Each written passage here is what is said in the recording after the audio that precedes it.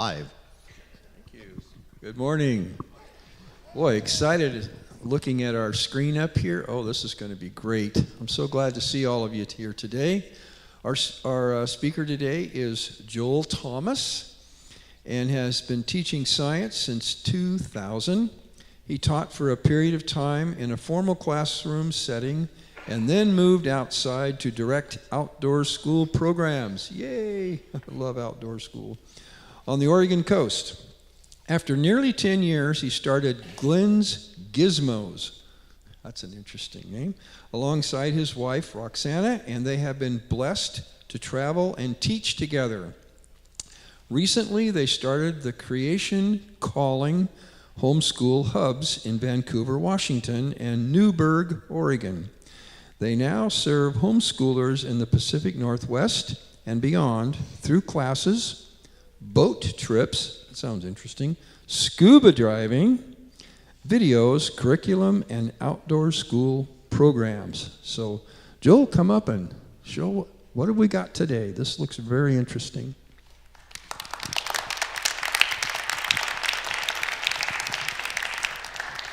Thank you.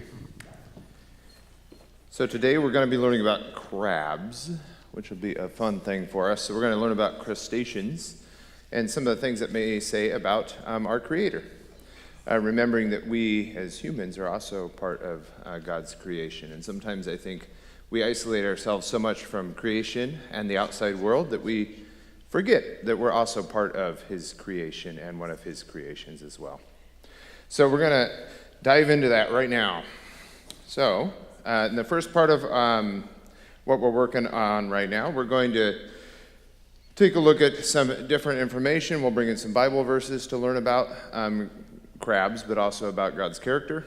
And then we're also going to do some study of some live crabs. So my wife and I had a real early start this morning. We were just at the Oregon coast, and we just picked some stuff up in coolers for you to get a look at. And so we'll bring out a few of those things. And then in the second half, we're actually going to dissect a crab up here on the screen live so that you get to learn about the internal anatomy as well of a crab, which will be good. Which some of you know, but you don't normally know what all the parts are. Normally you just know what the tasty parts are, which is fine. They're really good. So here we go. So this right here just kind of sets the beginning for it, of course, and the worldview that I would be coming from, as well as many of you probably, which is that God created the world, and on the fifth day, ocean creatures were created, right? And God said, "Let the water teem with living creatures, and let birds fly above the earth across the vault of the sky." So God created the great creatures of the sea and every living thing with which the water teems and that moves about in it, according to their kinds, and every winged bird according to its kind.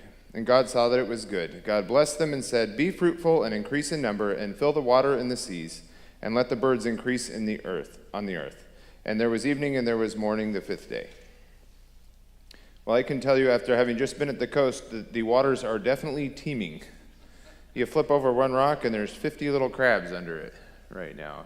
Out there, tons of porcelain crabs at the moment, especially in the Netarts Bay area. So we're going to do a little study of the crabs of Oregon together. So here they are. We have the Democrats and the Republic crabs. So those are our crabs that we're going to be studying today. Just kidding, I couldn't resist. So we have the life cycle of a shore crab is one of the things we're going to be talking about. I think it's really important to talk about life cycles and how things grow, both because the life cycle and growth of an organism can really point towards the creativity and our creator and the complexity of that and the multiple stages that have to come. Crabs go through metamorphosis, so lots of animals actually do go through some stage or some form of metamorphosis, whether it's incomplete or complete. And crabs are one of those creatures that go through multiple stages of metamorphosis. So we're going to be studying that specifically with the shore crab, and we're going to come back to it. But just to give you a real broad overview, the crabs will mate, the male and female, with clasping. The female will hold the eggs under her abdomen and tail, and they're often yellow or bright orange little eggs. And if you find one that's got a bunch of stuff stuck under it that looks sort of like bright colored styrofoam, that's what that is under a crab. And then those will be fanned to get oxygen over them and to keep them clean, but also when they start to hatch, you'll fan those out. They go out and they are drifting, and they become part of the zooplankton, right? The zooplankton might be another way to say that if you think about a zoo with animals. So these are the small living animals that are all over in the ocean. They become a very important part of the food chain. And those little plankton, by the way, plankton means wanderer. So you have these little ocean wanderers that just wash around in the ocean. And they become the food for lots of other creatures. They're the base of that food chain between those and all of the phytoplankton, all of the algae and diatoms and things in the ocean. And so we'll come back to that in a second, but then they grow farther into another larval stage at which they begin to settle after that. And they're only in that final stage for a little bit, where it says changing there, then they're going to settle down. In a lot of cases, they may even ingest like a grain of sand or something else that makes them a little heavier, and then they'll drop. But they'll settle down to the bottom, and then they go through multiple molts. So they'll continue to shed that old shell off and come out of it and emerge a little bigger and sometimes a little bit different shaped than what they were before. So crab metamorphosis. These are the three basic stages that you see in terms of things that look really different. The zoa, the megalopa, and the juvenile crabs. And so these little guys on the far left, and we're going to come back to this slide in just a second after we get a Bible verse in here that may teach us something about it too. But those are what they look like after they hatch, roughly. And then they'll shed that skin, that old shell, a couple times by molting, kicking off their old shell, or the old exoskeleton, until they have a little tail that sticks out and they start looking like a crab, but the tail isn't tucked under, their abdomen is not tucked under, and their telson is not tucked underneath their body yet. And they then settle out as a juvenile eventually, where they grow into an adult crab. So one of the things that I think is worth noting, and anytime I talk about things that grow, again, coming back to the idea that we're part of creation too, is looking back at the sanctity of life and the importance of life and growth. So Psalm 139:14, which you're probably familiar with, says, "I praise you because I am fearfully and wonderfully made. Your works are wonderful, I know that full well." And we see that certainly in terms of human development, but we also see that in terms of the way that animals develop too. They are incredibly made. In some cases, like in the case of crabs, where they go through metamorphosis, we get to see those stages very clearly, outside of a womb in a way we can really visually see them easily, and it's a little bit easier for us to maybe understand without a lot of technology at our disposal. But it's great to be able to look at that and remember that life really does matter, because we're made by a creator who loves us. Okay, metamorphosis. It's ancient Greek. It means transformation, roughly. We can actually break it down into two parts. Meta means after. Morphosis means form. So this is the after form. This is from Wikipedia, that great bastion of knowledge online that is always very accurate, I'm sure. But here we go. They're good sometimes for definitions, especially to understand what a culture is thinking or defining something like. Metamorphosis is a biological process by which an animal physically develops, including birth, transformation, or hatching, involving a conspicuous and relatively abrupt change in the animal's body structure through cell growth and differentiation, which is often accompanied by a change in nutrition source or behavior. That last part I thought was really interesting, that they specifically noted that. And it definitely is a change in terms of nutrition source or behavior, which we'll talk about a couple different ways here in a second. I think it's important to note back to Romans 1:22, God's invisible qualities, his eternal power and divine nature have been clearly seen, being understood from what has been made, so that people are without excuse. So not only is the world wonderful and beautifully made and incredible to study, but we can learn things about God from that, with his eternal power and divine nature by what he's made as a creator of it all. That last bit just popped on, but there we go. That would have been the front of it. For since the creation of the world. Okay, here's another verse that may relate to that too, because I think God is in the business of transformation and renewal, right? In our lives personally as well as in nature around us. You have taken off your old self with its practices and have put on the new self, which is being renewed in the knowledge in the image of its creator. Colossians 3:5-10. Here's another one. So from now on, we regard no one from a worldly point of view. Though we once regarded Christ in this way, we do so no longer. Therefore, if anyone is in Christ, the new creation has come, the old has gone, the new is here. All this is from God, who reconciled us to himself through Christ and gave us the ministry of reconciliation. Colossians 3:5-10. So looking at these three different forms here, they actually do change in their diet and their behavior considerably. So the first one there, when they first hatch, they are eating small diatoms. They have little feathery bits at the front that they whirl around and shove the little bits of food into their mouth, right? And that's their life for a while as they continue to grow, along with being eaten by everything else, because it's the ocean. And so they are eating those little algae bits and diatoms with little frilly bits on their front, right?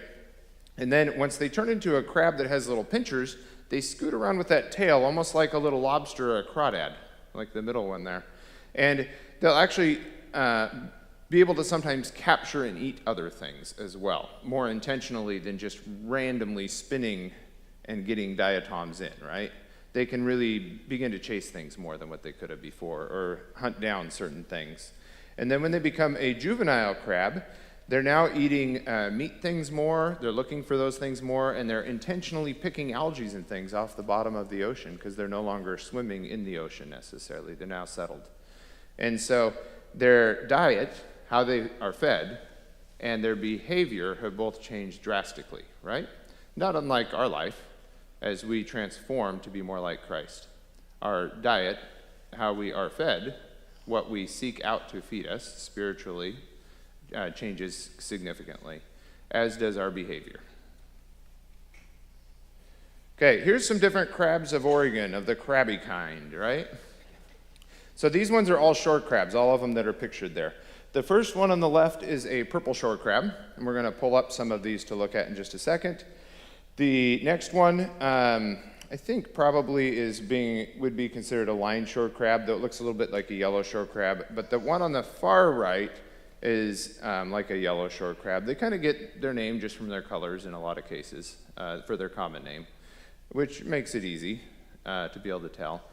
And with shore crabs, if you're ever there looking, that's a great thing to do with kids, by the way. It's a lot of fun to watch their excitement and joy over flipping over rocks and finding things scurrying in every direction, most of which can't pinch them in any serious way. Every once in a while there's a bigger one there, but usually not too bad. In the case of shore crabs, though, depending on the species individually, their behavior actually changes significantly as well. And so if you ever get a line shore crab with a bunch of greenish lines on its back in Oregon, for example, or here in the Northwest, they tend to be a little bit bigger and a little bit more bulgy in their muscle structure, and they hold their heads a little higher, and they're a whole lot more aggressive about pinching at you. The purple ones, not so much. So their behavior really changes per species. And with crabs, I think it's interesting to note that even though they're of the same kind, their behavior and how they use their appendages changes drastically to fill the niche that they've been given. And so God made them with the ability to adapt to fill certain niches, right, of the crab kind. And so these different crabs can fill different roles in the environment, something that I believe God pre-programmed into the genetics of this crabby kind. So, and we're going to talk more specifically about that. In the case of shore crabs, they have small little pinchers. They're mostly eating flotsam, jetsam, and rack, stuff that washes in on the beach, helping to process that stuff as scavengers. And they are picking off algae and things off the rocks to eat as well.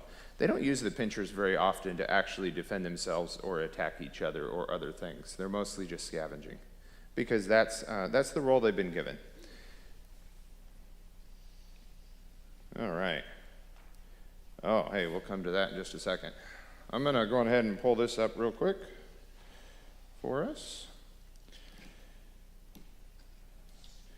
If this doesn't work, I've got a whole different way, because it's always a little bit problematic, but I got a different way to do it now than I used to, so I think it's going to work even better for us this time around.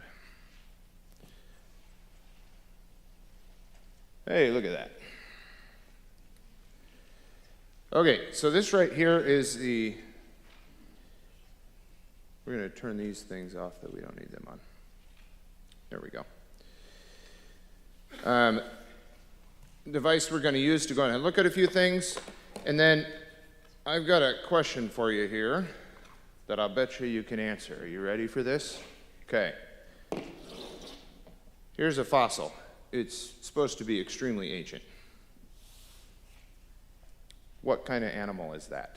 Crab. A crab. How did you know that? Who said crab loudest? How did you know? How did you know it's a crab? Because of the shape. Because of the shape. And I'll bet you've seen a crab before. Yes, many times, especially in a crab graveyard. You know what's crazy is you just identified a fossil of an animal that's supposed to be like 23 to 27 million years old. And you just identified it because you've seen it alive around here, right? In fact, I have a couple hundred of them in my box over there of almost this exact same looking crab. I think it would probably be considered a different species, but these are very, very similar to the shore crabs and things we have today. These crab fossils, which we'll pass around in just a second, are coming out of a formation in Washington State, not far from here on the tip of the Olympic Peninsula. And so there's a gentleman up there who's been cleaning them and selling them on eBay, of all places, as he finds them. And so these are local. And they look pretty much like the crabs that you see today. In fact, just to kind of drive this point home a little bit more, I'm going to put that right there.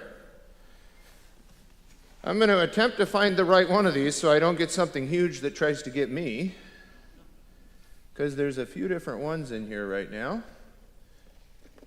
Oh yeah, that'll do. Ooh, not very happy though. Okay, here we go. There's the fossil. There's a modern shore crab. What do you think? Yeah. They look almost identical, don't they? So it turns out, as far as we can tell, based on the phenotype, how they appear, there has been basically no change between that crab from 20 plus million years ago, apparently, and this crab here that we just pulled out of the bay this morning, which is incredible. If that's really the case, that creates some real questions for me about the actual age of this fossil right away. But we're going to come back to that in just a moment. I'm going to pass these little fossils around, though, so that you can get your hands on them and be able to really get a feel for what I'm talking about and study that up close, because they're pretty incredible things. So if you could kind of just help these make their way down this side, and we'll pass one over here, and it can make its way around on this side. That'll be great.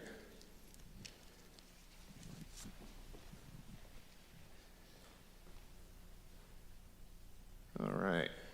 I'm going to jump back in over here again.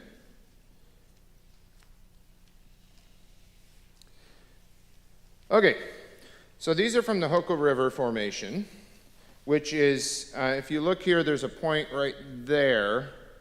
That's where the river cuts through this formation on the Olympic Peninsula. And so that's where these crab fossils are coming from. According to some scientists, we also have the oldest nautilus fossils ever found come from that formation. So there's a bunch of different animals that are actually part of that formation, which is very interesting to me. It would be the late part of the Eocene period, and some scientists date that to 33.9 to 37.71 million years ago, right? I don't believe that, but some people believe that. So we're going to talk a little bit about this idea of living fossils, which is a term that a lot of people aren't trying to use as much, maybe especially in the evolution side of science, because they find it to be confusing or misleading or other things. But the word evolution to me is one of those very misleading, confusing words also that can mean a lot of different things to a lot of different people. And so we're going to go on ahead and I forgot I put this one in here for you so you can see it. That's really where the formation is. You can see that grayed out area that comes across the top of the Olympic Peninsula. And so anywhere that a stream or river cuts deep enough through that formation, you can find fossil crabs. And clams and gastropods and other things, right, are found throughout that, right in that space. And as you can see from that one coming around, they're really high quality fossils, honestly. That's a pretty good fossil for that crab there. All right. So let's talk for a second about living fossils and the idea of where these fossils came from. But first off, well, no, we'll do that in a second. That'll be good. So the term living fossil was actually originally coined by Darwin in his book in, the 1856 or 58? What was it? 58? 59? Okay. So in the late 1850s, right, was coined in his book on the origin of species. And but to him, the term living fossil doesn't seem to mean what it means today to people, by and large. So originally, he was using that term, I think, to describe things like platypus, or things that he thought might be living links between species, right? But now we understand those are just kind of conglomerate animals that are just extremely unique, that God made the way that they are. Weird and strange and fun and creative. But they are not missing links to anything, as far as anyone can tell. And there's no indication that they ever were. So today, living fossils can be used a few different ways. With the finding of the coelacanth, that crazy fish with the lobed fins, right? Living fossil kind of came to mean an animal that went extinct supposedly millions of years ago, according to that old Earth time scale, and then suddenly reappeared, right, somewhere on the Earth. And there's been a whole number of those. We've seen those in the redwoods, we've seen those in ginkgos, we've seen those in some ferns, we've seen that in lots of different kinds of insects. The turatura, I think, was one of those things. We've seen that in lots of different animals now, where they were supposedly extinct, and we only had them in the fossil record from millions of years ago, was the idea, and suddenly here they are today. And how did they survive the last, 65 million years without being seen? That sort of thing. Or without somebody recognizing them. So it can mean that to people. It can also just mean a organism that's alive today that basically looks exactly the same as it did in the fossil record, or very, very close to it, right? That also could mean living fossil. So I've heard the term used lots of different ways. Here we have a bunch of the ones that are, pretty identifiable, that are animals that are basically alive today in their kind. So let's see. Who, maybe of the kids out there, or young people, can tell me what this right here is? Can you see that one well enough? Right here? What is that fossil? Sand dollar. A sand dollar from millions and millions of years ago, right? And you just identified it correctly as a sand dollar fossil. In fact, I have one right here. You want to see it? This one comes from Morocco, but there's actually excellent sand dollar fossils that come from California as well. So you can pass that around so everyone gets to see it. And if you don't get to see it come up, we'll put it back up here on a table at the end. Okay, I don't have fossils of all these other ones here with me right now. Someday maybe. But how about this one right here? Dragonfly, right? In a lot of cases, these organisms were bigger than their modern day counterparts, but they certainly were of the exact same kind that we see today. How about this one? A turtle. That one? Oyster or a mussel or a clam, something that's a bivalve, right? How about this one? Yep, a bee or a wasp, and that one? A frog. So you just correctly identified 100% of those fossils right there, because you've seen the living organisms that are still representative of that kind, right? Well, that's a real problem maybe for evolutionary scientists sometimes, because and we'll come back to that in just a second, but because those organisms were supposedly extinct for a long time, and of course the claim is that, well, they weren't changing how they appear, just their genes were changing over the last 23 million years. Well, if just their genes were changing, then the animal didn't really change its behavior that much, did it, probably, or its diet or anything else. So it stayed remarkably stable for being that long, which I think is incredibly unlikely. but also I think an understanding of the worldwide flood explains the fossil record and living fossil idea better than anything else for a couple of reasons. Number one, the living fossils are found in basically, I think it's every rock layer except for two that contains fossils have these organisms that are still around or represented today in them, in the world. And I think they're found on every continent except for one, possibly. And so whatever happened with these fossils that are still, with the organisms that still represent them today, that are not extinct completely as a kind, whatever happened was a worldwide event.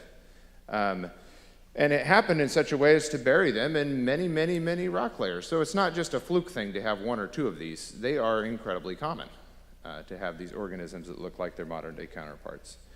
And so that's an interesting thing to me. The other interesting thing is that I think an understanding of the Bible, where in Genesis it talks about God creating animals by their kind, and this idea of barrowmonology or an orchard or something along those lines, definitely explains the existence of fossilized things that look the same as they did in the past, right? But they're still alive today. Because you'd have this kind that's developing and adapting within its design, how God made it to adapt to its environment or to changes around it, right? But it's pre-programmed in there and part of it already. And it has limits to how much it can change. So it can't change into a whole other sort of organism.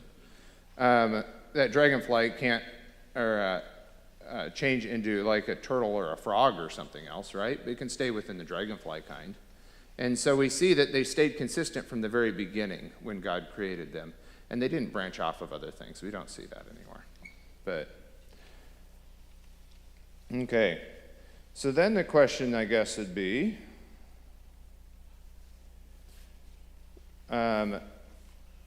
where did this idea that the earth has to be so incredibly old and things had to evolve from each other really start, right? And from what I can tell, some of it came from Darwin, but it also really started quite a long time before that, in some ways. And so in like the 1700s, remember Darwin's book was, what did we decide, 1858, 1859? Well, in the 1700s, they started, scientists and those in charge of editorials and papers and journals and things like that, began favoring old Earth stuff over young Earth stuff way back then. And so that began to eliminate publishing opportunities for other scientists even back in the 1700s.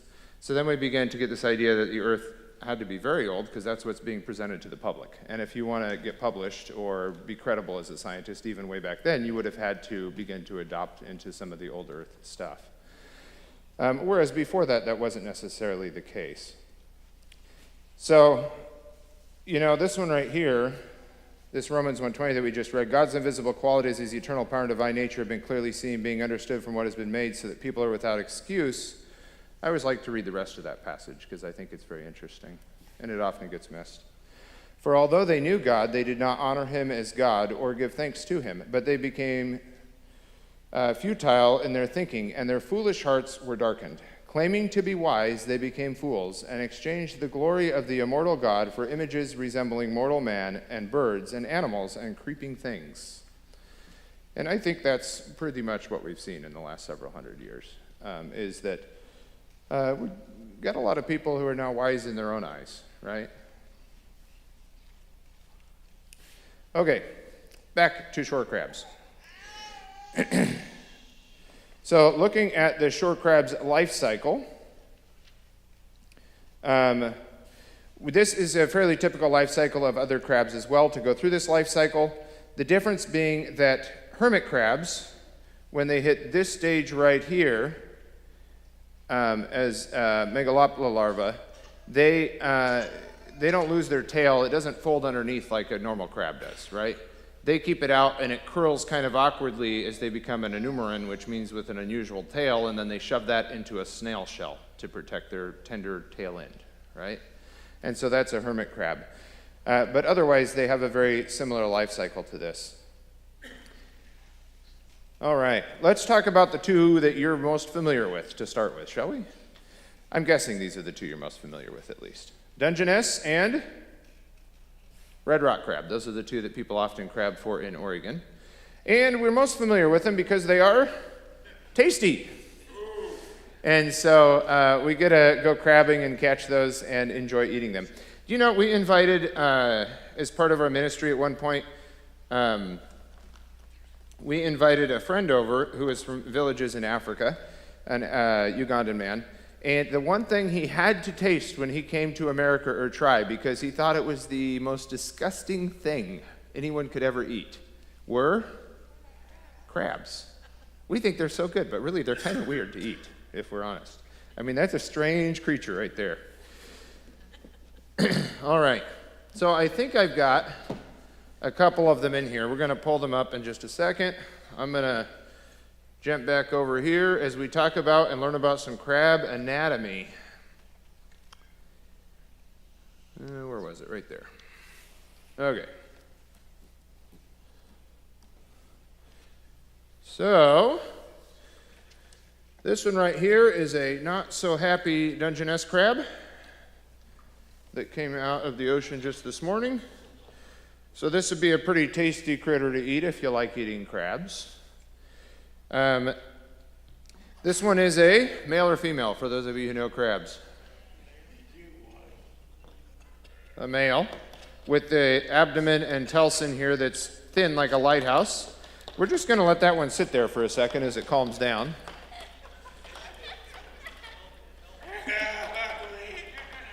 And we're going to pull up another one here. This one is actually currently clasped onto or holding a female crab. And it's another male Dungeness holding onto the female. So the female is this smaller crab right here. The male is this larger crab on the back, holding on. They will clasp on for weeks or months at a time sometimes to hold on to that mate so nobody else can get to her. And not actually be mating during that time, but just holding on so that they don't lose track of the girl for them, I guess. But kind of interesting. Okay, let's talk about external anatomy just briefly while we're at it right now, because these are good examples for that. Just a few things. External anatomy of this crab. So crabs have how many legs total? Put it up on your hands. How many legs do you think? Take a guess. It's kind of a bit of a trick question. It depends on how you define the pinchers, right? The chelipeds. So scientists would identify 10 legs as decapods. 1, 2, although this one's missing one. 3, 4, 5, 6, 7, 8, 9, 10. So that would make them a decapod, a 10-legged creature, right? Ped means foot, like a pedestrian, a foot walker. Pod means legs. These are arthropods, which means jointed appendages or jointed legs, right? So this is an arthropod, and it's known as a crustacean with that crusty outside with that shell on it, and that exoskeleton that we'll talk about more later. But this one here is a male. We talked about that. Oh, I'm going to see if this one right here will let go of his girl long enough for us to look at her. Okay, he sort of did. So this one's the male with the long, thin telson and abdomen. This one with the fat, wide one is the female right here. And all of them are getting calmer as we leave them like this, right? Look at that. We're really calming down. So crabs, if you hold them on their back like this, crabs have what's an open circulatory system inside. So they don't have blood vessels that force blood different places, like your blood and my blood is, right? There's a number of things that are quite different from humans and crabs. But one of them is that. And this one is now right side up, so she's going to take off. We'll flip her over, though. But one of the reasons why they calm down when you hold them upside down for a period of time is because the blood can't be forced into different places very well. In your case and my case, there's blood vessels all through our body. It gets pumped everywhere in our body, and our blood vessels can dilate or constrict to push blood or force blood to go to certain places, right? If you get into something really cold, your blood vessels might constrict to maintain your body heat at your core and force the blood back into your core. If you start doing something, or if you eat a big meal and the blood needs to go back near your intestines, right? Or if you're doing something really active where you need a lot of muscle movement, your arms might get really warm and your core gets really cold because the blood is forced out into those muscles to deliver the oxygen and the energy they need. In the case of a crab, you flip them upside down here out in the air, and the blood will flow out of their legs back in here towards the back of their carapace, and they don't really have enough oxygen in here now to do much, right? Every once in a while they'll get a second wind, but it's not very common. And so crabs are interesting that way too. So if you ever need them to stay still, you flip them upside down and leave them for a little bit, like that, and it works pretty good. So those are the Dungeness crabs, right? A male and female. And then I'm going to pull up a rock crab here. I had a bigger one. Sometimes the red rock crabs are not very nice, though. I don't know if any of you have ever had that experience with red rock crabs, but they can be really feisty. Okay, there's one in the bottom. We're going to try to get to that one without flooding that. Okay, where'd it go? It already moved. There it is. We'll pull up this one. This one's not a very big one, but that's okay. This is one that's actually not feisty. So the regular red rock crabs that you get off the Oregon coast don't necessarily have these black parts on their pinchers right here, and they aren't so speckly on their bellies, and they're a little less round in their shape. And those red rock crabs are very mean and aggressive, and they'll pinch pretty quick. This one is what's called a speckled rock crab, and its behavior is incredibly different. Instead of going for pinching, even though it has big chelipeds or pinchers, it tucks into a ball like this and drops through the water when disturbed down to the bottom to try to hide in a little crack somewhere. So that's this type of crab in particular is less likely. If it did pinch, I mean, look at that pincher, that would really hurt. But they just are not as likely to try to pinch. So we talked about how their behavior changes based kind of on how God designed them, right? In the case of this crab here, God did design that pincher to work to pinch and defend it, but it also designed it to feed, right? And so, and to move and to clasp on or hold the females up close, those kinds of things. So it has a lot of purposes. You're going to see a crab in a second that has a very different sort of pincher that we'll get to share with you. And these, we're going to have these out so you can check them out up close in a little bit if you want to too. Okay, we're going to put those two, whoops, I put that one in the wrong place. Come on, you're going over here. Okay, I'm going to return this one for the moment.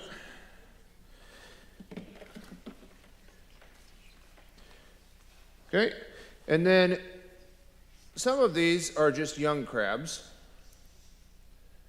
Like this is a young rock crab right here. And in fact, it's soft. I can push on this and I would be able to squish this crab with my finger without even trying to, because it recently molted. And when a crab molts, you can see it almost in the translucent color here too. And if you look, hang on, let's see if we can get you in closer.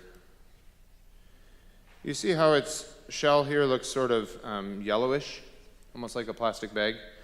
It molted pretty recently. So when a crab molts, they actually go home to their parents bigger each time, right? If they had parents in a house to live in. But what I mean is they grow every single time. So a crab has its old shell that's on its outside, its exoskeleton. And miraculously, it has to suck in a bunch of water, puff up, and then it has chemicals that soften the joints, especially near the back edge of it, so that it can quite literally, let me see if I can find one that's molted here. I know there's one. Somebody's already trying to live in the old molt, but that's okay.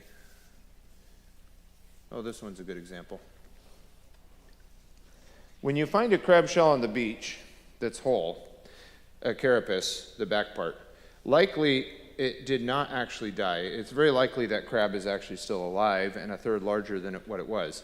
So in this case, this is a crab that outgrew its old shell, and then God gave it the ability, programmed into it, that it could swell up, split out the back and crawl out completely, leaving all of its old shell behind. So if you look in here, there's no meat in here.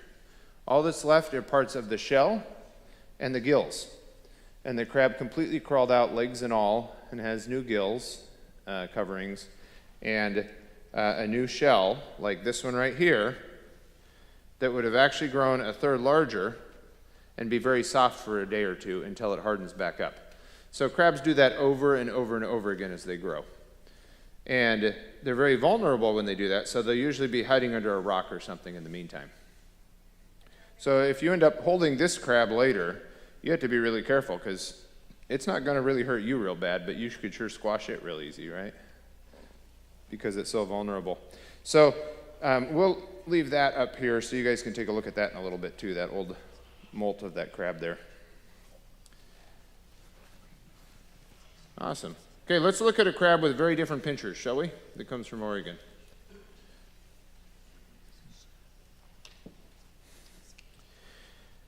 This crab here is called a porcelain crab. They have a porcelain or ceramic look to their shell. They're kind of shiny and really smooth. They have really big wide pinchers in the front, and they're very fragile. If I was to tug on this at all, that pincher would just break right off here, almost like a lizard losing its tail. And porcelain crabs are crabs that are very flat. Do you see how flat everything is about that pincher and that body? So they're really designed to live in amongst rocks and especially in amongst oyster beds, in between oysters. And when they're in there, they hold those shells up, those are pinchers, the chelipeds. And if you look, I'm not even worried about this thing pinching me because they so rarely pinch. But that's a big pincher, but look at how flat it is. It's really a shield. It doesn't even have that much usable strength to it. So they'll hold it in front of their body to guard themselves from things like oyster catchers or other predators who might come in to try to get them out. And if the bird gets a hold of the pincher, it just sheds the pincher and lets go of it, right? It breaks off, easy. And this little crab gets the name porcelain crab because of that. And it's a very unique sort of pincher compared to all the other ones that you see on crabs around here in the Oregon coast. So we have a whole pile of these because these were everywhere right now for some reason when we were looking. So you're going to have to, when you go to hold these in a little bit, if you choose to, you'll have to see if you can tell the difference between a porcelain crab and a shore crab. Right here. There we go. Well, that's one difference. Getting the one to sit still is a rough go, isn't it? It's a much more active crab. So this one right here is a purple shore crab. If this were a striped shore crab, I would have been pinched by now. This one over here is a line shore crab. This one over here is the porcelain crab with that long antenna trying to figure out what on earth is going on, but not really wanting to move. So those are going to be fun ones.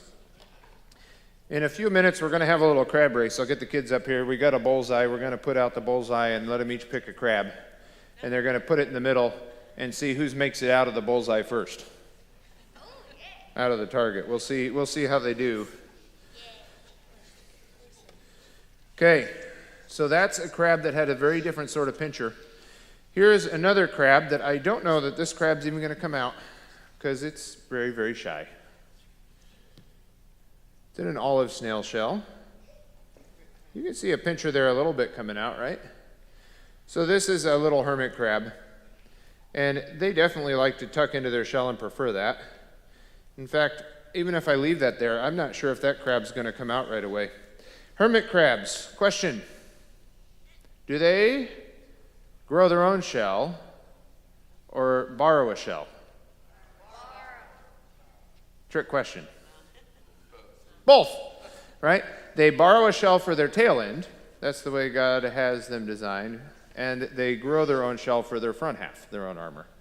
And they have to molt that front half. So they do both things. I don't know if I'm going to be able to find... Oh my goodness, I did not know we got one of these little guys. Okay, well, we're going to come back to that in a little bit. Here's a crab molt that we found off of a bigger crab. And within it, well, we'll just bring it up right now because it'll be fun for you to see.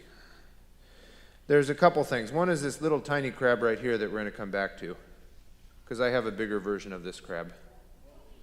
This is a youngster that would have just recently settled. So I'm going to, well, now it wants to be on me. You can really see the gills in this molt, can't you? In here, there were some really tiny hermit crabs earlier feeding. But they may have rattled off on the trip into the bottom of the bucket, so we may have to just look. Later on, there's a challenge for some of you kids. See how small of a crab you can find in my stuff. Because I know there's crabs that are just barely visible, the size of a pinhead in there. And they're very fun and cute little things. Oh, there's one that's, oh, those are a little bit bigger than a pinhead. That's a hermit crab. Hang on, if I move this over and then I stop moving, we'll have a chance of actually getting a good visual on it. And maybe I'll push it. There it is. So there's a little hermit crab for you, although I know they get even smaller than these guys in here. Okay, so hermit crabs have how many legs? Who said 10? They should be 10. So they have, even though they don't look like it, they have 6 legs up front, the front pinchers, 4 legs, right? And then going back into their shell, they have 2 extra little teensy little nubs that are legs that hold the shell on each side. So they have 6, 7, 8, 9, 10 total, right? But the back ones really don't work like normal legs. All right. So this guy, oh, there's an even smaller one. Good grief. These are another crab that we're going to take a look at. People often misidentify these as spider crabs as a common name, but we don't really have true spider crabs in this part of the world. So that's a very young kelp crab. And when they're bigger, they can get really, actually quite large. I didn't find one that big. Roxanna and I were searching, but we didn't see one quite that big yet. We found them. The trouble with kelp crabs is they're very, very flexible crabs compared to the other ones. Okay, so here's one. It's slightly larger than that little guy.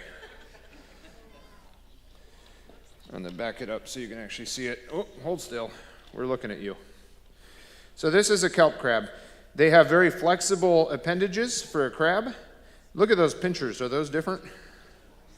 So this crab uses those pinchers to hold on to seaweeds so it doesn't get washed off onto kelp and wash around in the ocean on those seaweeds, and to pinch things off to eat them. It has a very different looking sort of a face. I don't know if you could describe that as cute. It has its eye stalk in there toward the center. You know, short crabs have their eyes way out here on the edge on big stalks so they can really see in all directions. Kelp crabs, I guess, aren't quite so concerned about that. Their body design doesn't do that so much. This one's a male, right there. If you choose to hold one of these kelp crabs, you have to be careful. So there's 3 ways I know of to hold a crab that usually you won't get pinched in, right? Ouch. But the back legs of a kelp crab are very pointy and sharp for holding on to those seaweeds. And unfortunately, this back leg right here has a nasty habit of being able to come all the way up and stab into whatever is near it. And they can pinch pretty hard into you. That one's kind of, oh, it's getting me there a little bit. Because they're really good at holding on. Look at how they hook into you. So if you choose to hold them, just know you're going to get poked. It's not the end of the world. But it feels kind of creepy. Right? Okay, I'm going to put that guy back for you to check it out in a little bit. Oh, let go of me, please. Here's another kelp crab. This one has an issue. Yeah, it's got barnacles all over it. Barnacles are kind of 10 appendage things, almost like a crab in some ways, but they're definitely not crabs, right? And they actually glue themselves onto rocks or other things by their neck on their back and kick their legs out to feed. out of that shell. But this one has got barnacles all over it. That would be really annoying. What do you think that does for the crab? Anything good? Not really. Maybe a little bit of camouflage, but not that great. Mostly it just slow it down. It'd run afoul like a boat that's got too many barnacles on it that need to be scraped off. But guess what God gave it to get rid of barnacles? Molting. So when they molt, they get rid of the parasites in their gills, they get rid of the barnacles on their shell, and they get to start over new and fresh. Sounds pretty good, doesn't it? There's probably a spiritual application there, too. Okay, so that's another kelp crab. You'll get to see them in a little bit. Trying to think if I've got... There's a few crabs that I'm not going to be able to find. You kids are going to have to find them for me later and show me when you find them. They're little itty-bitty shore crabs that look like little beads or jewels with white and shell-like colors all over them. They're gorgeous. But they're so small that I can never find them, and they camouflage really, really well into everything. So when you find them, you'll just have to show me one of them so we can share it with people later, because I won't find them. All right. You know, we better put these back. Oh, that hermit crab is finally thinking about coming out.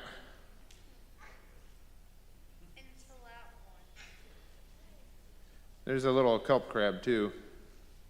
Anyway, that'll be good. I'm going to go on ahead and jump back over here. We're going to cover crab anatomy a little bit more after our break in a little bit. Then we're going to hit crab anatomy harder.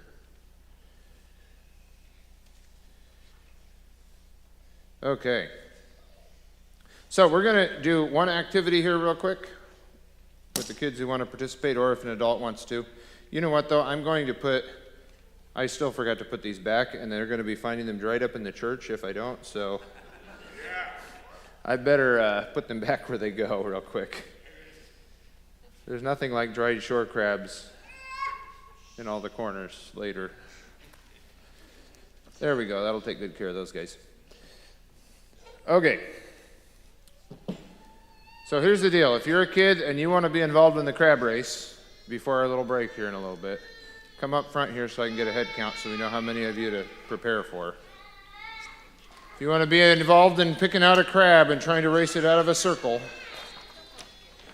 this is going to be our circle for our race, right here. I'm going to get my camera down here so you all can watch it from where you're sitting too, because it'll be a good up-front view. It'll be like football, but different. Okay, and then I'm going to bring down a couple tubs of crabs. Well, there's two in here. Each one of you kids get to pick out your best racing crab. Good luck with that. I don't know how you determine which one's a good racing crab. Maybe which one looks the orneriest? Or maybe just which one you think you can grab without getting pinched? Oh, I forgot to switch it over. Thank you.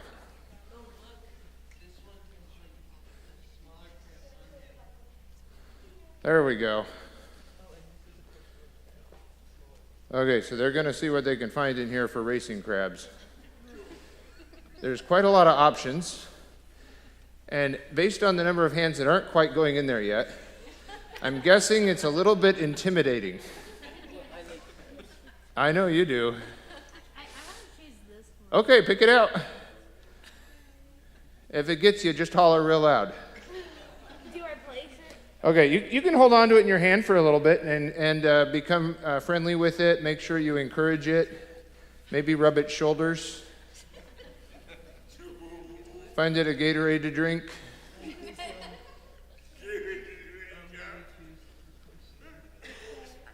There's a little yellow shore crab. Oh, which one's that? That looks almost like a line shore crab. That might be a yellow one, though. I don't know if that's a little yellow one. Big pincher, though. Very big? You think so too? Yes, a very big pincher. Okay, grab your crab. Here we go. He's already trying to get it off. Okay, you can't set them on the yellow bullseye until we're all here and ready. He's climbing. He's climbing. So the rules are going to be the first crab to get into the white section is the winner. Does that sound good? Okay. Let me zoom out here. Okay. So, we need to know some crab names. Have you come up with a name for your racing crab? Spider crab on mine. Anyone? They're so excited about it, they don't even hear right now. There's another crab on this one. Okay, anyone else who wants to be over here for the crab race, bring them on over. It looks like we've got a couple yellow shore crabs. We've got one young, I think I may have that one's a young red rock crab. this one, right? Yep. Looks like a tiny one. We'll see how that does. Sometimes the rock crabs don't move around quite as much. Tiny coat. There's a porcelain crab. With red claws. Yeah, Ben's got a red porcelain crab. There's another porcelain crab. I heard there's a blue one too, but I don't know if you have it. I don't know if I've got one in there or not. We were grabbing them by the bundles. There is a blue species. Okay. Last couple crabs are getting picked. Are you guys wanting to race or just look at them? How are you feeling over there? There's some uncertainty, but look at that face. That's fun. Oh, you got I love the sense of wonder kids have about creation. I hope I eventually be able to collect this. Feeling a little I hope I eventually can. Okay, bring your racing crab over. Race is going to start in just a few seconds.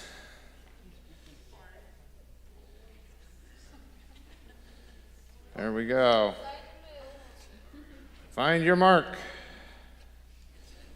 I'll get out of the way. Hang on, I'm going to get you an overhead view. On your mark. It needs to be somewhere in the yellow to start with. Yep, you're welcome to flip them over if they get upside down. You can hoot and holler for them. You can cheer them on. You can, I don't know what else you could do, but successfully. On your mark, get set, go! Oh, we got some movement over here. Oh, whoa, that one is definitely first. Whoever had that little short crab. We've got a close second, though, right here going on between these two yellow short crabs. There's one. There's third place. Wait, the porcelain crab isn't moving? Is that what I just heard? Mine isn't, and I actually Well, think neither of them are. you know, I think what we just learned is there's some behavior differences. All of the short crabs have cleared the end zone. Right here is one of those speckled rock crabs that wants to turn into a ball. And the porcelain crabs It's like the small porcelain crab one. didn't move. But the winner of the porcelain crab division is that little guy. So there you have it. So it turns out the behavior is pretty different.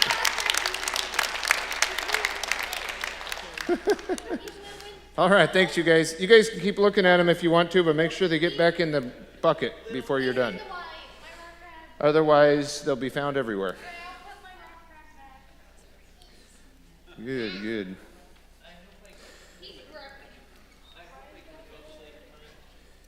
All right.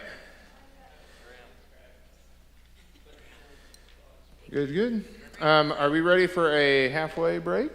Are you good with that right now? Yes. That makes sense for what I'm doing? Thanks. Good time. Okay, let's. All right. So we're going to jump back into this, and we're going to specifically look at internal anatomy of a crab. And sometimes it can get a little messy, so we're going to prep a couple things for that. This one does not want to be the dissection specimen, so we'll return it.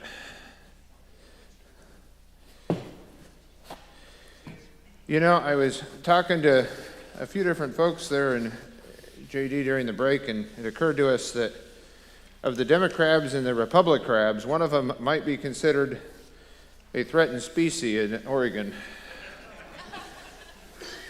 Near extinction, who knows? Okay.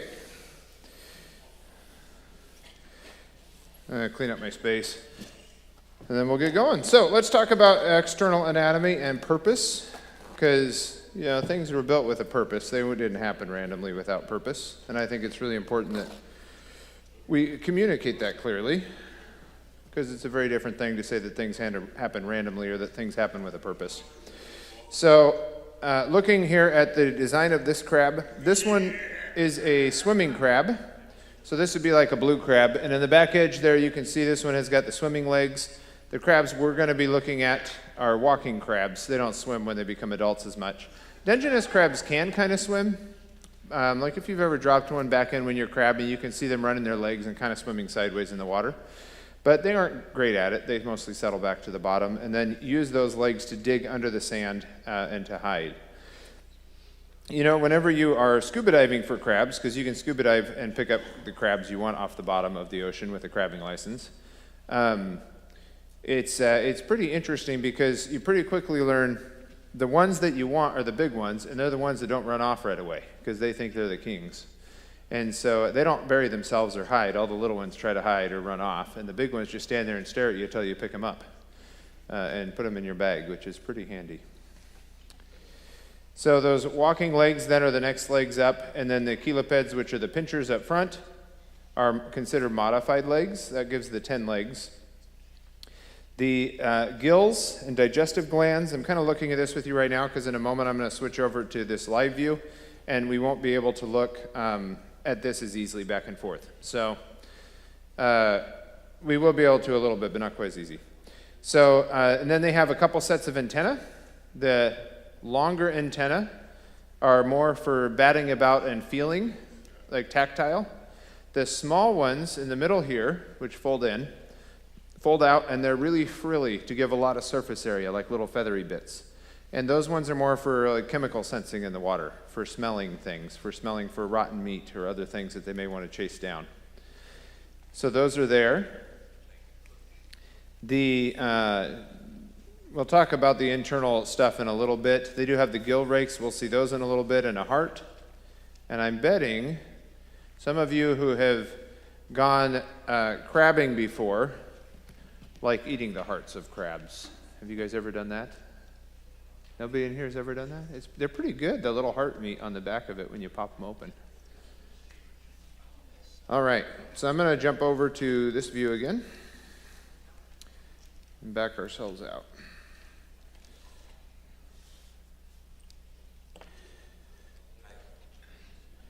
We're also going to learn a few things about crabs and the way God designed them. One fact that's incredibly gross but very interesting, which I think you'll enjoy. It can be your gross fact of the year. Everyone needs one of those every year, right? Okay, so this right here is the a red rock crab. This one was already dead when we found it, but recently died. It didn't molt, it actually was dead. Inside of here, I've already popped the carapace off the back so we can start looking a little bit, but it already had most of its blood missing. So we're going to talk about that in a second. Well, maybe we'll talk about it right now. So we talked about how crabs have been given an open circulatory system, which is very different than ours, right? They have a couple vessels right around the heart to help push the blood a few directions, but they don't have a circulatory system throughout their body. They're more like a sac inside. So if they get damaged, they can pretty easily bleed to death, depending on what part of them is damaged. If they lose like a pincher or a leg, those parts seal up quickly, so they don't, and then they can regrow those. So crabs have the ability to regenerate body parts. That's incredible to me. I wish we could do that. That would be handy, but especially with dental work and things like that. But crabs can regrow pinchers and legs, those appendages. Every time they molt, they'll get a little nub underneath if they break one off, and then providing they can access enough food so they haven't lost too many legs or too many pinchers to still be able to battle for food or whatever they need to be competitive. The new one will start as a little nub, and then the next time they molt, it'll be a little tiny pincher, a little tiny leg, and then it'll be a little bit bigger, and then a couple molts in, it'll be fully restored back to its original function and shape and size. That alone is miraculous. So I think something that often escapes people is just because we think we understand something or can put a name to something doesn't actually make it any less miraculous than it was at the beginning. Because as soon as we think we understand something, we become that wise in our own eyes a little bit, right? Kind of that direction to where we think we know it all, or know it all about something maybe. But the reality is, I think it's very important to keep a childlike sense of wonder about stuff, because we certainly don't know it all. And just because we can name something doesn't mean it isn't a miracle. All right. So the blood of a crab, which there's a little bit in here. I don't know if it's going to show up on here real good. I almost need something really, really white that isn't. There we go. It might show up on this. Just a little. It's not super deep colored there. Let me see if. There, that helped a little bit. Do you see that little bit of crab blood there? Yes. That crab blood actually has a bluish green hue to it. It's maybe a little bit hard to see on the projector, but you can see it a little bit, very lightly. And that's the same sort of similar blood to what octopus have as well. And horseshoe crabs have unique blood as well, which is used in the medical field, right, to make medications and things and vaccines.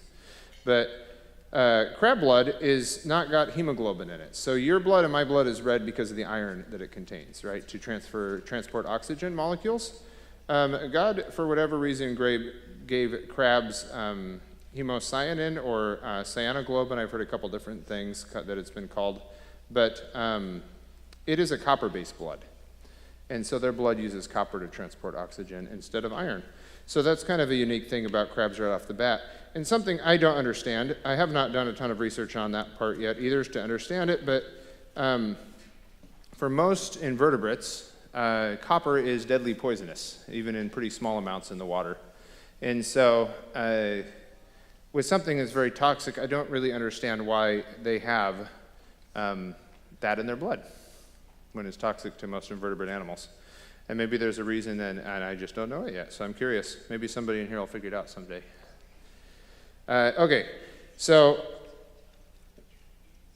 the tail down here, let's start with external anatomy and go through that. The very tip of the tail, up in here, is called the telson. And then back from that, this right here would be considered the abdomen of the crab, moving backward. And then underneath, this one's a male. So underneath with this crab, it has these little clasper bits here for inseminating the female. I wonder if we can get you closer. We probably can. There we go. Right in here. And a female would have a whole lines of these little feathery bits that are like swimmerettes. And those would be to hold the eggs within there and to keep them aerated and clean. Right down the middle here, you can see the end of the intestine coming out, where they go to the bathroom, right back here. And that intestine is where the roughage goes through. So crabs don't have, they have roughage, which is what the waste is, that's basically their poop, but they don't pee from back there. And that's kind of your gross fact that's coming is going to be related to that and how that works. But the roughage that comes through is just the digested or partially digested food material that comes through. It isn't anything that comes out or that comes from cleaning blood or anything like that. So when we look at these appendages, I like to teach about patterns in nature because I think patterns point to an ordered God and towards a designer, right? And so one of the fun things to talk about is, of course, symmetry of an organism, especially with younger kids. But in general, it adds beauty to something, to the design that we see as beautiful. So if you look at this crab, you can see right down the middle, it would have had bilateral symmetry if it had its other pincher that's missing, right? So you could have drawn a line right down the middle, and in fact, when you break them in half to eat them, you usually bust them right in there to eat them up. But one side is very similar to the other side. Each side has 5 legs, right? These legs, in a lot of cases, have 1, 2, 3, 4, 5 sections to them, and 1, 2, 3, 4, 5 joints to them, right, that you can count up. So you see some different patterning there. Within their mouth parts here that move, right here, for grabbing onto their food and shoving it in here, there are 5s and 5s. So there's 5 sections, or 5 parts on each side of the different parts. There's 5 of them that are larger, and 5 of them that are smaller for grinding up and holding food and sorting food. So those also all follow rules of 5, right, or groupings of 5. And then way down in the middle in here, let's see, it would have busted off on this section. Ooh, this is going to be good. We can see right into the stomach. Right in here, you can actually see the mandibles of this crab, which are sort of like the jaws. The crab's jaws move sideways, right? Just like how they walk sideways. They do everything kind of sideways. And so your jaws and mine move up and down, and crabs move back and forth to the sides. And on these little mandibles, which are hard, they feel like teeth, there's actually little bumps that stick out, which are like little teeth. You can see when they're above my fingernail. And so those little teeth help grind up the food as the crab eats. All right. In the back here, there's a gill that came off. We'll look at that in a second. The stuff in the back of the crab here, these are going to be reproductive organs and digestive glands that are sitting in here. And I think most of them came off up in there. And so that's the stuff that if you bake this crab or you boil it, that's the stuff that sometimes gets known as crab butter, if you've ever had that.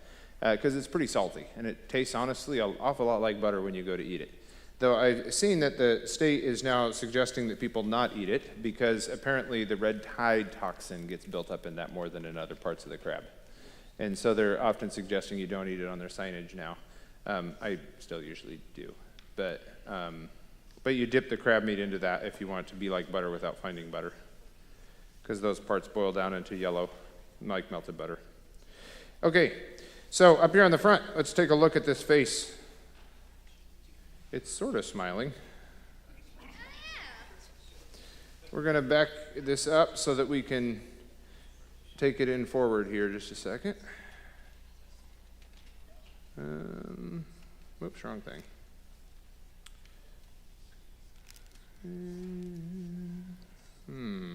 The button I need is right under my, there we go.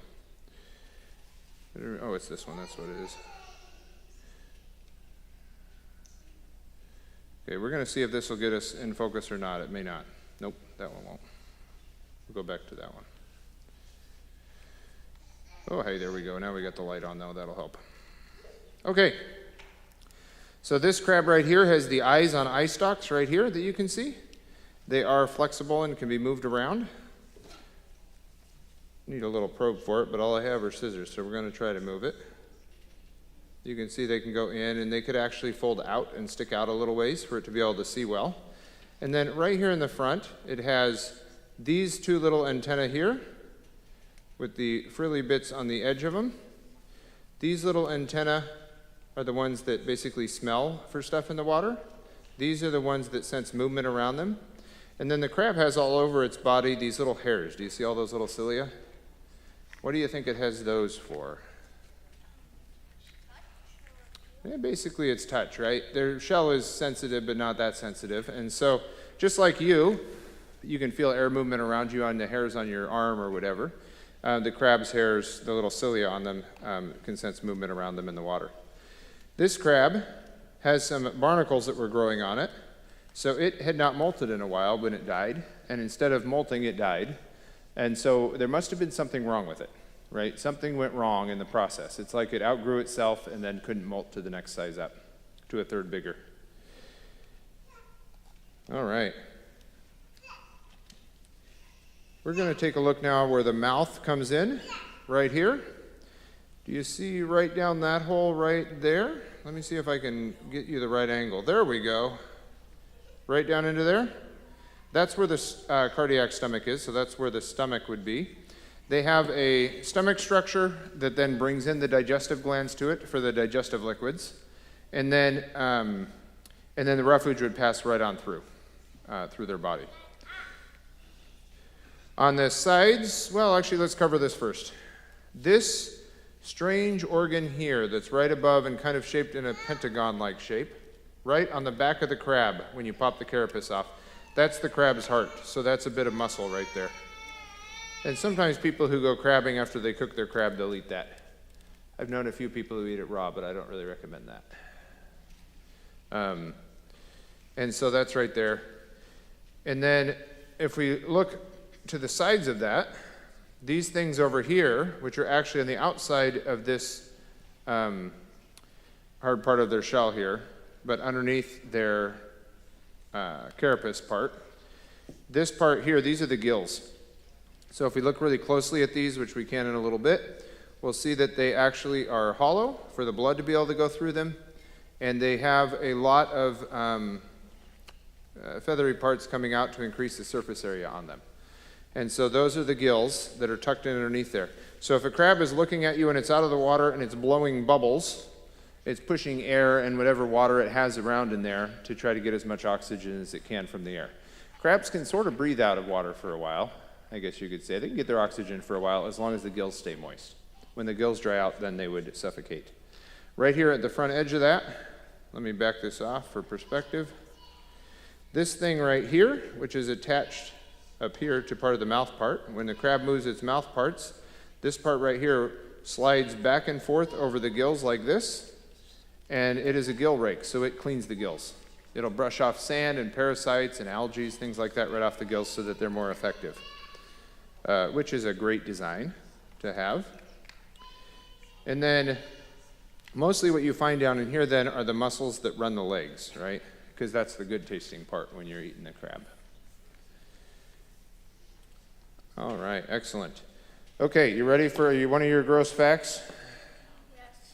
I thought you might be. You would not believe how quickly a group of middle schoolers answers that question loudly. a little bit faster and louder than the rest of you here, I think, but they're pretty fun. So right on the face of the crab, up in here, hang on, I'll pull it on up. The crab has got right here by its mouth, it's got green glands. And the green glands, which I'm not seeing real obvious on this one right now,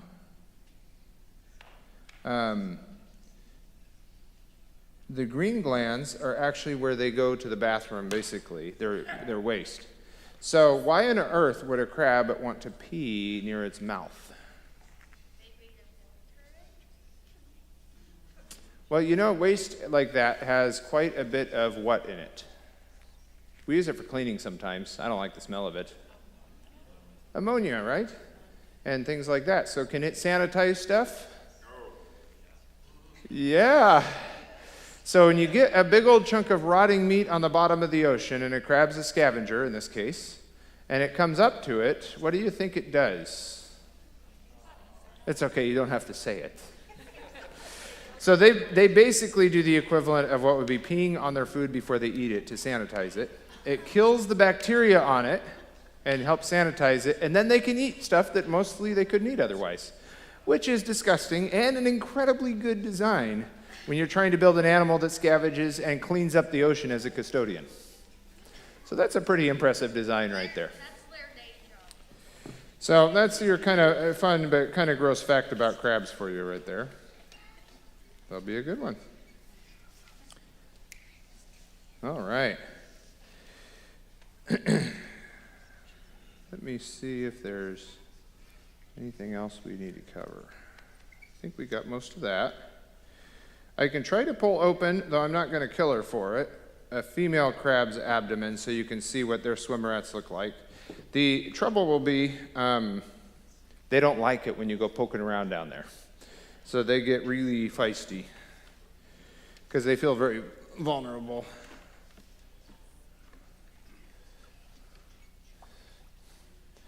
So this is one of the little female Dungeness crabs. We'll get it on the screen for you. I'm going to go ahead and pin down that pincher while I do this, though, so I don't get nailed.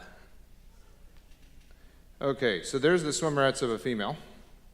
These right here are the parts where the eggs would be stored. So if you ever see a crab where that abdomen is puffed out with a bunch of orange or yellow styrofoam-looking bits under there, those are the eggs that it's waiting to hatch, and then it'll push them out into the water. She did not look happy about that. All right.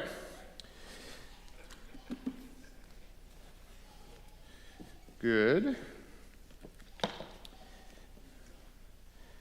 think we're pretty good on this. As far as I can tell. All right, awesome. I'm going to switch us back over to this screen again.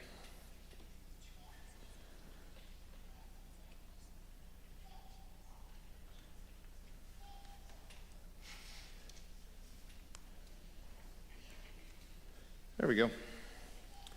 Okay, so here's some things you can take as action steps from our little talk today.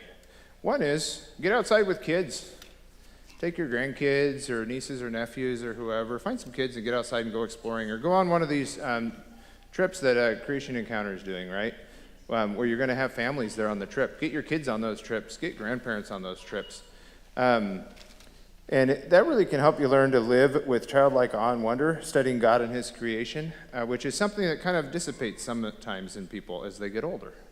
Right? We get to feel like we already understand it, or maybe it's too much work to get out and look at stuff that up close again.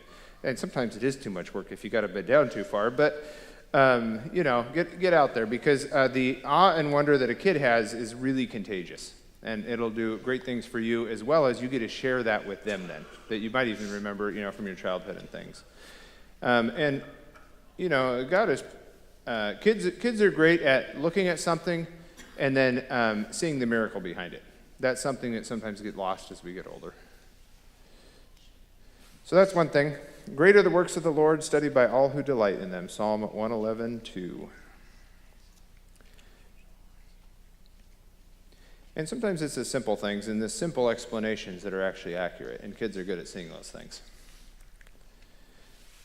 Okay, another action step, continue to transform to be more like our Creator, more like Christ, which involves remembering that we're all on a journey, each at a different pace and place, seeking transformation. Also a reminder that transformation, according to Wikipedia, right? Metamorphosis means changing your nutrition source and behavior. So make sure that you're getting into the Word, engaging with Christian community. And if you're a saved Christian, of course, your behavior will change as well along the way as you seek to please God. And then sharing about your transformation, we are to equip and encourage others on their journey of reconciliation with our Creator. So this is something that I recognized as I was reading through, preparing this talk. Hang on, I got to get back to it for you. I should have put this slide at the end, but I didn't think about it. This verse here in Colossians, which I hadn't really considered this before. What is the calling of humanity? It's to glorify God, but also there is a calling in this verse towards the ministry of reconciliation, right? Which to me that says helping other people connect with God and with our Creator, which can happen through nature around us. So being able to get outside and doing that is a great thing. So watch for those opportunities, and that'll be good. All right, I can take some questions or things if you have them. I think we're getting close to that point. If you're ready for that, Mark.